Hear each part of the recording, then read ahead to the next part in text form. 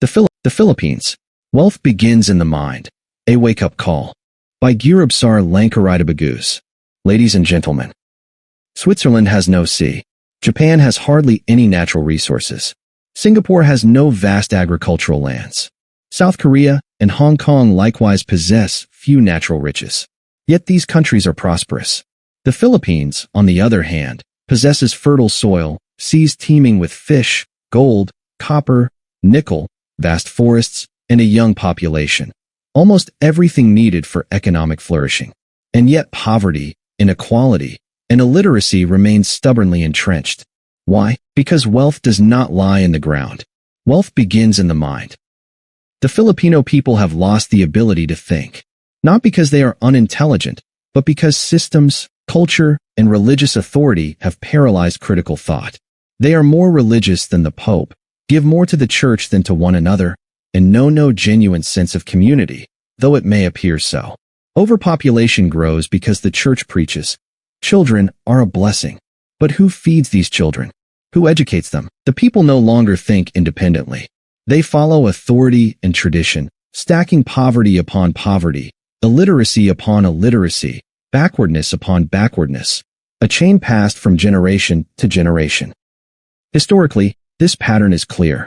Portuguese and Spanish colonists brought Catholicism and established churches and monasteries, which centuries later still stand as relics, symbolizing elite power. Later came the Americans, followed by the Japanese, each serving their own interests and systematically keeping the people under control.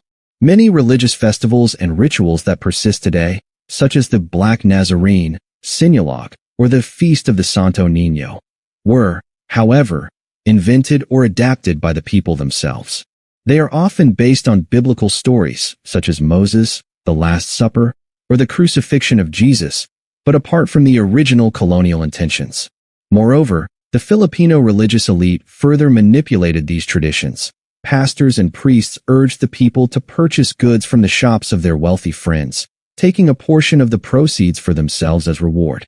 Filipino heroes such as Jose Rizal, Andres Bonifacio, Emilio Aguinaldo, and others fought under the banner of the church, supposedly for freedom and the people. Their courage was praised, their struggle glorified, but in reality, it often served their own interests and those of the elite.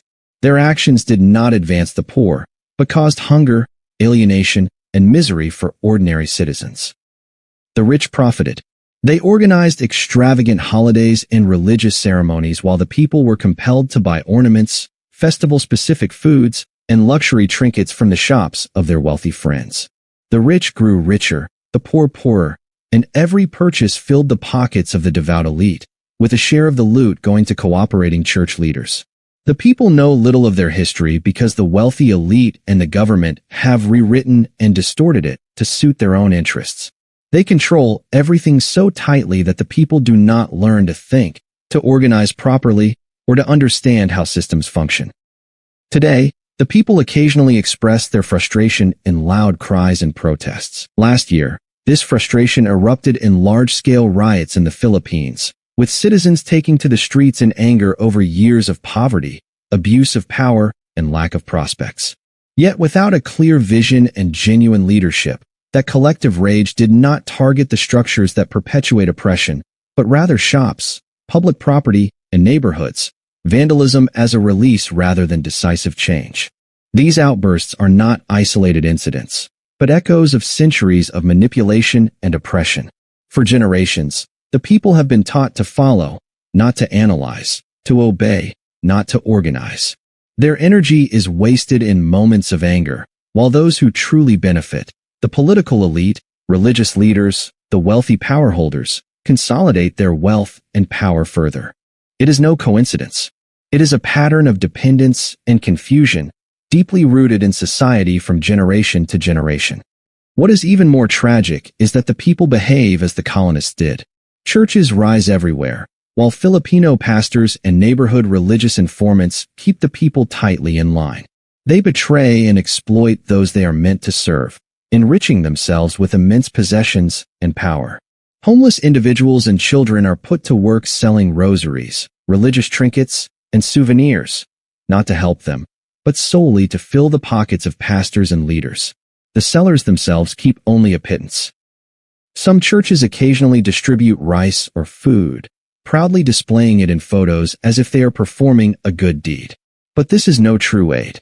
It is soul-winning, dependency-creating, misery-entrenching. They invest in no sustainable projects, no proper jobs for graduates, no housing for homeless families, no accessible education for all, no relief from soaring tuition fees, no vocational training for the unemployed. The people remain poor, dependent, and misled, while pastors and leaders grow richer. From the Portuguese and Spanish colonial religious leaders, such as the archbishops of Manila in the 16th and 17th centuries, to later influential figures like American and Japanese administrators during their respective occupations, to contemporary presidents, including Rodrigo Duterte and the current president Ferdinand Marcos Jr., a clear pattern emerges. They continuously insinuate their piety.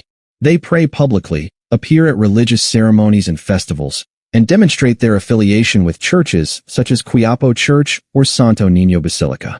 Yet what they truly practice is exploitation at the highest level. They strengthen the elite, impoverish the people, and maintain a system that safeguards their power. Religion is systematically used as a mask, a means to discourage criticism, enforce obedience, and legitimize societal control. The people themselves contribute to their chains. Mutual jealousy is felt everywhere. People walk with a cross on their forehead to display their holiness, while that very cross symbolizes a curse. It is a mark of low education, not devotion, otherwise it would not be done. They wear pendants with a cross around their necks, sometimes as a symbol of status or religious pride, but in reality, it marks them as easily manipulable and blind to the structures that oppress them.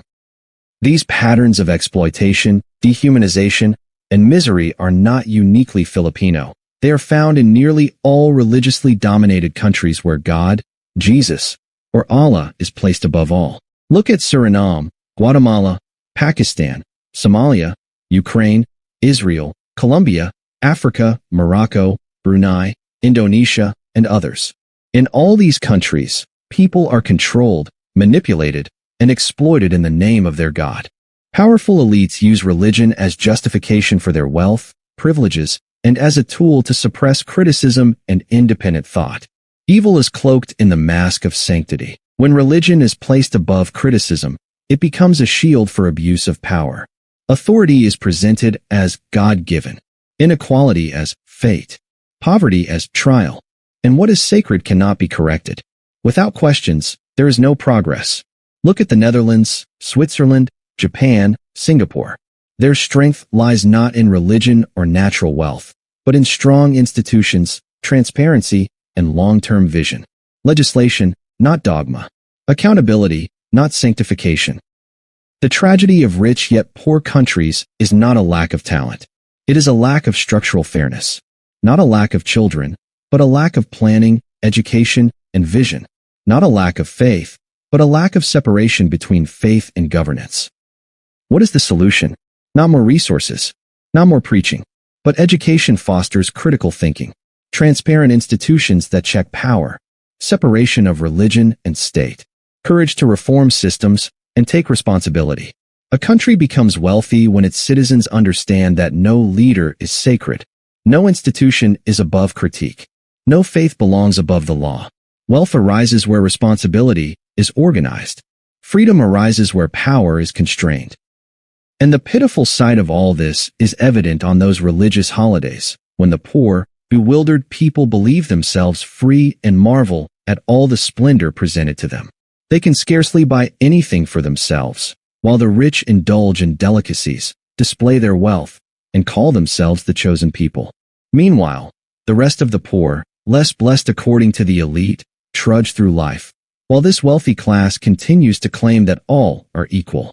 This clearly demonstrates that their church is merely a gathering place for various factions within a larger club, perhaps unity in religion, but division in diversity. Ladies and gentlemen, children are a blessing, only if society takes responsibility. Nature is a gift. Freedom is a choice.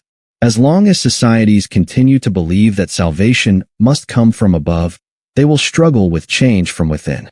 The future is not built on what lies underground, but on what is defended above ground: justice, knowledge, and courage. Thank you.